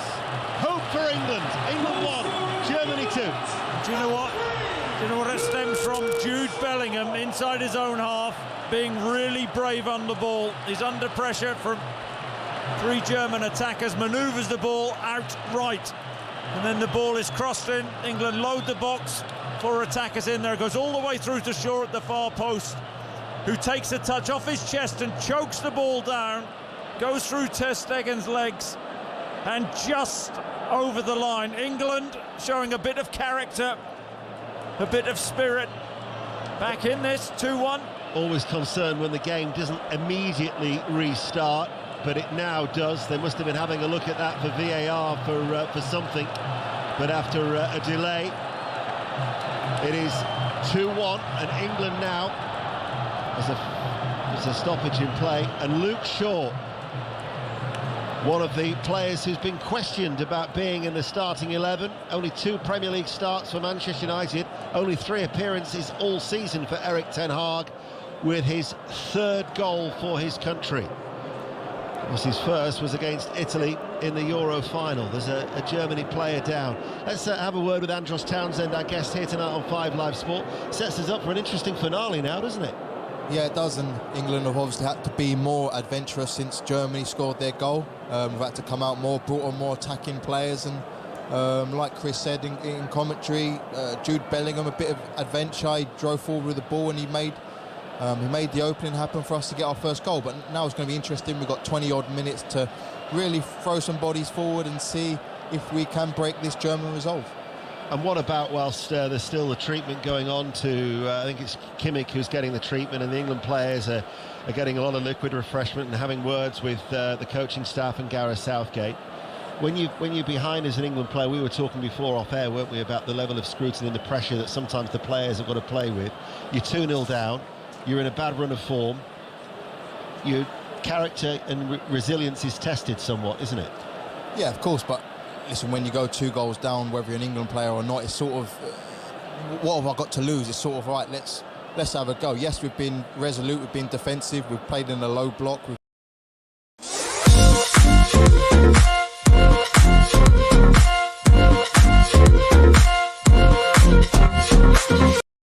Definitely benefited because of it.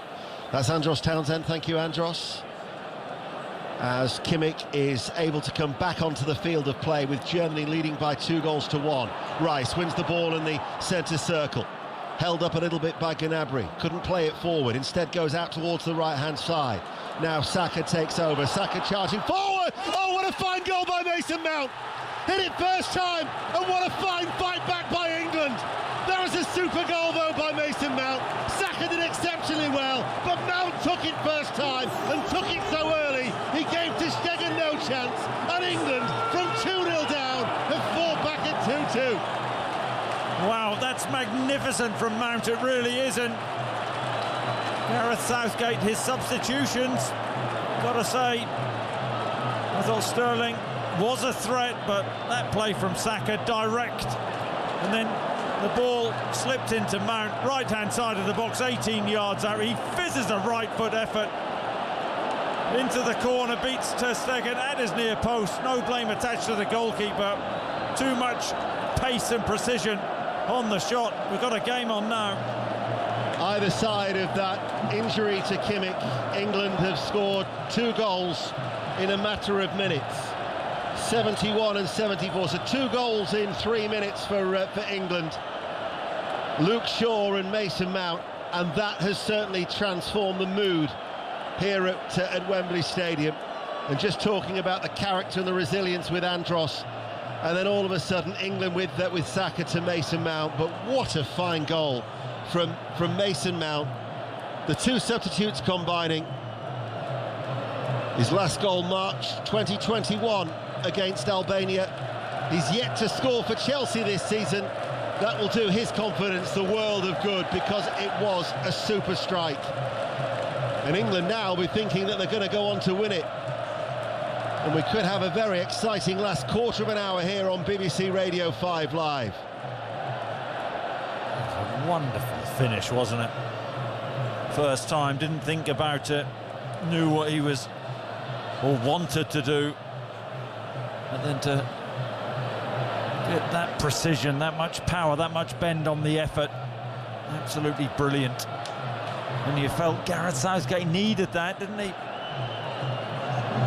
Well, it will still be, if it was to stay like this, a 6th game without winning, but England are actually thinking they can go on and nick it now as Kane holds on to the ball, passes the ball out towards James on that far side, the right, back to the England captain, tries to play it early, stopped by Gnabry. But England now are very much on the front foot, Chris. Well, they are. 2 quick goals. Confidence up, taking the game to Germany. Just got to keep it going now, keep that momentum up. Rice running forward to Shaw, left corner of the area.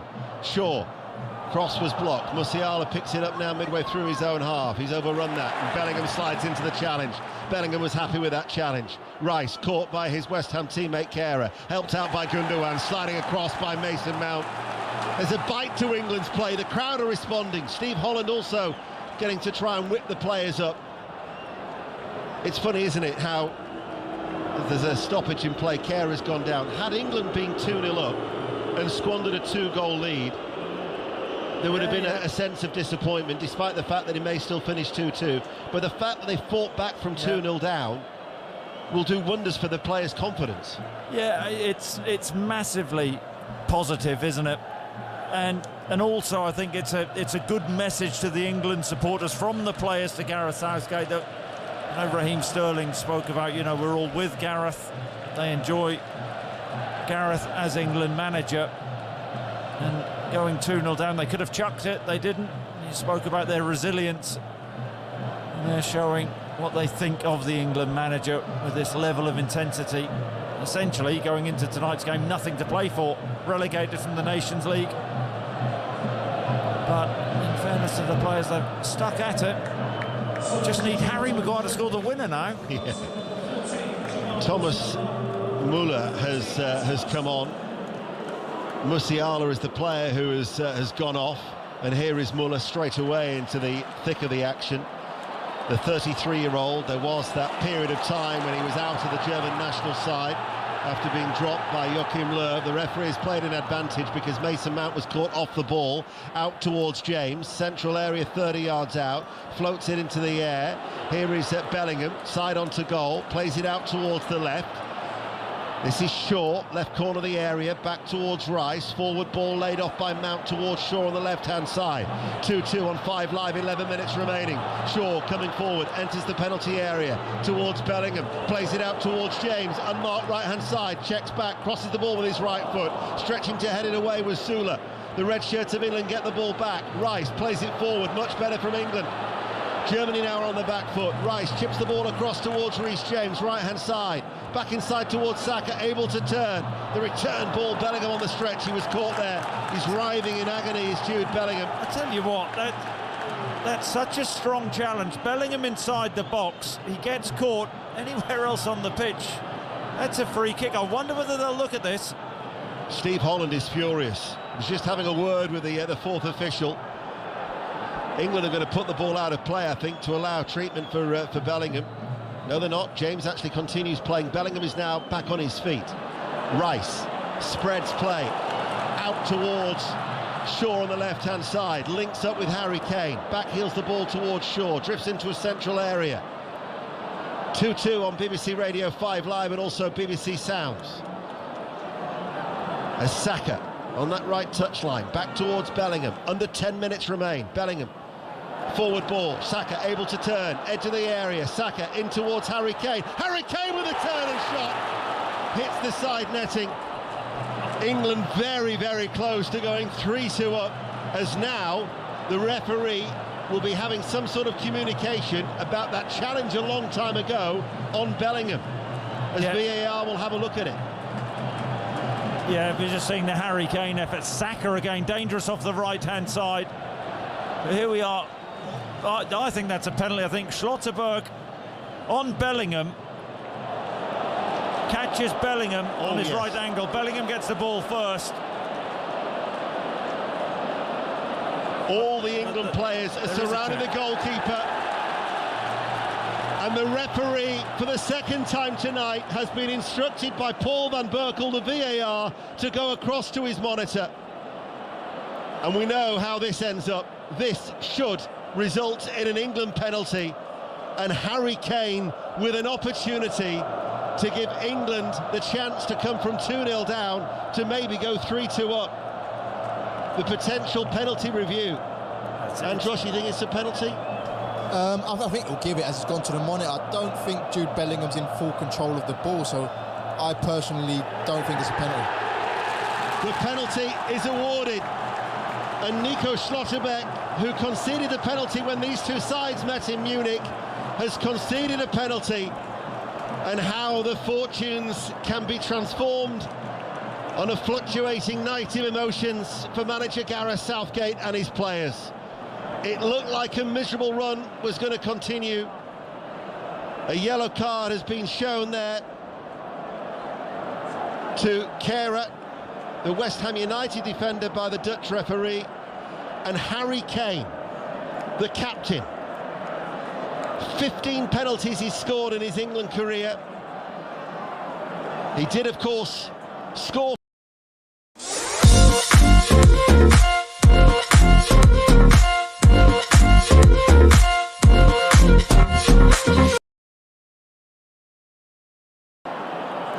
And to completely turn this game on its head. We have 7 minutes remaining. Harry Kane with the penalty against Ter Stegen. 2 or 3 steps back. Harry Kane waits, runs up now and scores! A sweet 16 from the spot for Harry Kane to cap a fine comeback for England, to transform the fortunes for manager Gareth Southgate and the players. And maybe they will set off to the World Cup with a win after all. From 2-0 down, it's England 3, Germany 2. Harry Kane right-footed high into the top left-hand corner. What a penalty this is. Harry Kane whips the ball into the top corner. Goes across Ter Stegen, who has absolutely no chance. 3 goalkeepers wouldn't have saved that. It's a brilliant penalty. And England from behind, from 2 down. What a comeback that is. It was a penalty. I thought Bellingham inside the box got there first with the touch. Schlotterberg. It was a late challenge, wasn't it? Just a point to the side of the head there, to the temple from Gareth Southgate, to the players now. Keep their nerve, their discipline for the next 6 minutes, because 3 goals in the space of 13 minutes have completely transformed this game. And Gareth Southgate's faith in the players vindicated with a scoreline here, 3-2 against Germany, who are looking at back-to-back defeats actually for the first time since October 2018. But what an emphatic penalty that was from Harry Kane. Just what the doctor ordered here for England's final match before Qatar. Mason Mount certainly has made a difference coming off the bench, right-hand side, and getting a throw for England. How good has Jude Bellingham been in this second half? I really think that he has been the difference for England. His bravery in possession to drive past players, make things happen. Got further forward, England of course going behind, but really pushed the Germans back. Won the penalty. And can England hold on now and see this through? They received praise the other night from Gareth Southgate, despite losing in Milan. Jude Bellingham, 19 years of age. This is when the starting 11 was named. England 414 caps. When they actually met in June against Germany in Munich, 481 was the most experienced 11 named by Gareth Southgate, as the referee almost gets in the way. But again, Bellingham winning the ball there with a vital intervention in the midfield, and Harry Kane now runs forward, and Zula comes across as Harry Kane goes for goal from a tight angle on the left-hand side of the penalty area. But once again, Bellingham, and the fact that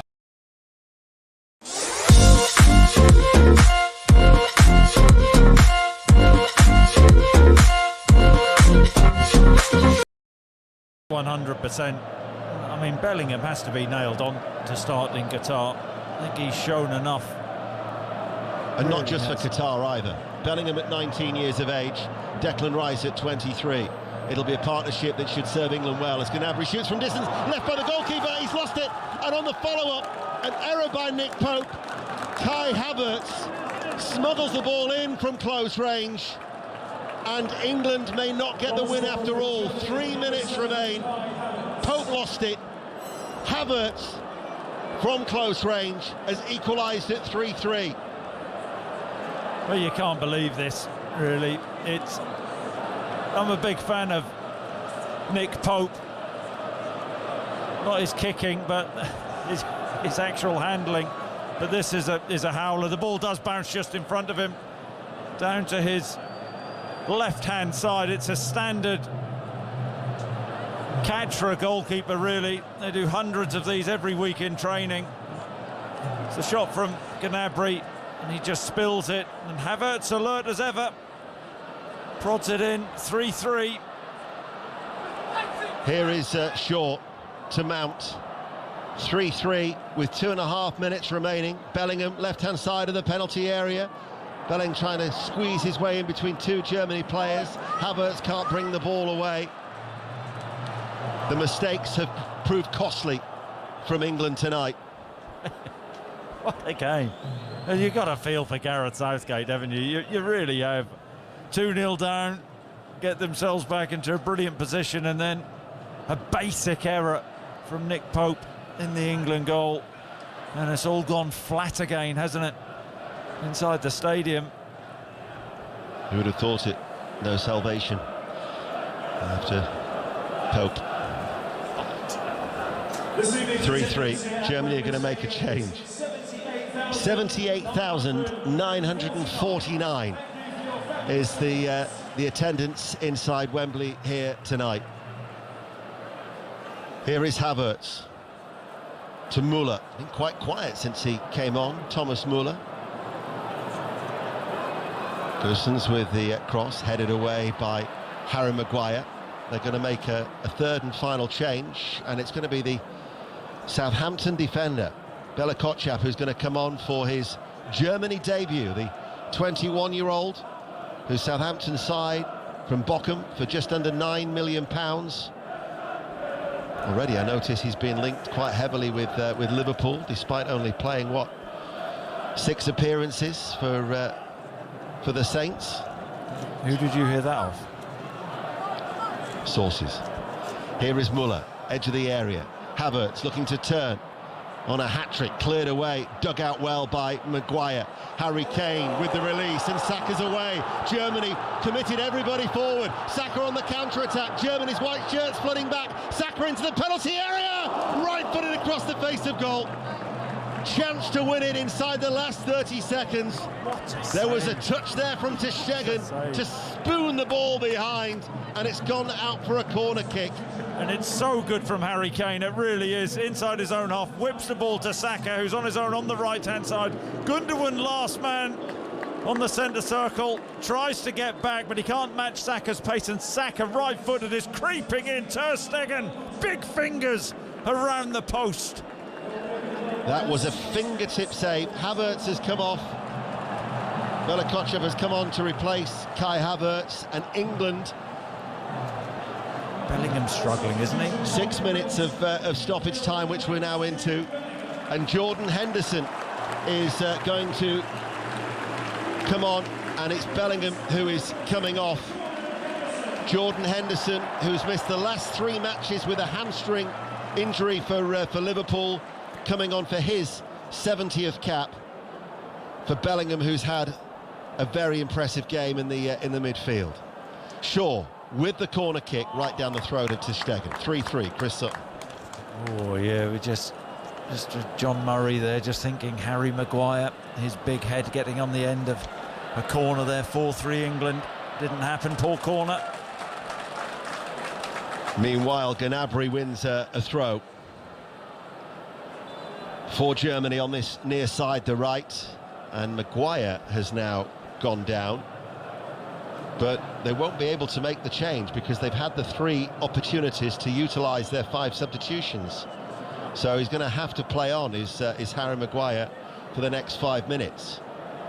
Although they've only used 4 substitutions so far, they've been at the 3 different intervals. So Maguire is just going to have to see it through for England in the closing stages of what has been a second half that will have, I'm sure, even excited Mark Chapman. Wow, I'm not so sure, really. He's got a high bar, hasn't he? Here is Müller. England 3, Germany 3. However, what doesn't change the facts is that England will still be going to the World Cup on their worst run of results in 29 years. But come on. There will be... Yeah. And I get that, but there has to be positivity in terms of the performance. 2 down. I think I said at the time it could have got really ugly, but England, really good resilience, responded, took the game to Germany, get themselves in front. Like, they've shot themselves in the foot, haven't they? Poor error from Nick Pope, but I think a lot of positives for Gareth Southgate and his team. Well, Gareth Southgate yesterday was talking about the reaction externally will be result-based, emotion-based, but they eradicate the errors that have led to all 3 Germany goals, and elements of the performance certainly to maybe encourage the England manager, but it will be 6 games without a win for the first time since when Graham Taylor was in charge back in 1993. The 6th match on that sequence of games was actually a defeat to Germany in Michigan, when England were beaten by 2-1. However, with 2 minutes remaining, Nick Pope will be extremely disappointed with his own performance. It was a shot that he spilled from Gnabry, and Kai Havertz the beneficiary to get a late equaliser after England had produced an excellent fight back with 3 goals in 14 minutes and still fighting for the ball over on that far side. And for Germany, each of their last 3 away matches have ended as a draw. They've never previously drawn 4 on the road in succession. But that's what they're looking at now under Hansi Flick. 3-3 here on 5 Live. Tomorrow night, Ukraine-Scotland from Krakow. Group B1. Scotland have a 2-point advantage. Only have to avoid defeats against Ukraine. Saturday, our commentaries from Anfield. Liverpool-Brighton at 3. West Ham-Wolves to follow that at 5:30. And then on Sunday, Premier League 5 Live Sunday, Manchester City, Manchester United, the derby at 2, to be followed by Leeds, Aston Villa at 4:30. And next week, the Champions League resumes comprehensive coverage on 5 Live, as you'd expect, as England forward at 3-3. The flick by Mount reaches Saka. Henderson tries to win the ball on the edge of the area. Ball played away by Kehrer to Müller. Goes to ground. There's a German player down, which means there's going to be a stoppage in play at Zula. 3-3, Chris Sutton. Yeah, just an opportunity for England there, but the Germans scramble it clear. And Zula back on his feet. I think there's a challenge with Harry Kane coming together. Harry Kane caught him in the ribs. He's back up. Here is Kehrer, forward ball on the right-hand side. Maguire turns, forward ball from him, headed back by Gundogan. Kimmich. The 5 minutes of added time, the minimum, have now been played, so we enter the last 60 seconds now of stoppage time with the Dutch referee here on 5 Live. We're with you through until 10 o'clock, as much live reaction as we possibly can before 10, and then when Colin Murray takes over, I'm sure if we get any live reaction into Colin's programme, as James, over on that right-hand side, finds Saka. Is the one final time for England. Saka tees up Henderson. Henderson, Mason Mount taken away off his toes inside the area. Back towards Ter Stegen. Ter Stegen clears the ball away. That probably will be it now. The 6 minutes have almost elapsed. Kimmich waits. What has certainly been an entertaining second half. Yeah, I mean, it's been blow for blow, hasn't it? England really responding well. There you go, 3-3. And there is the full-time whistle. So England's run continues without a victory, extended to 6 games, worst run of results in 29 years.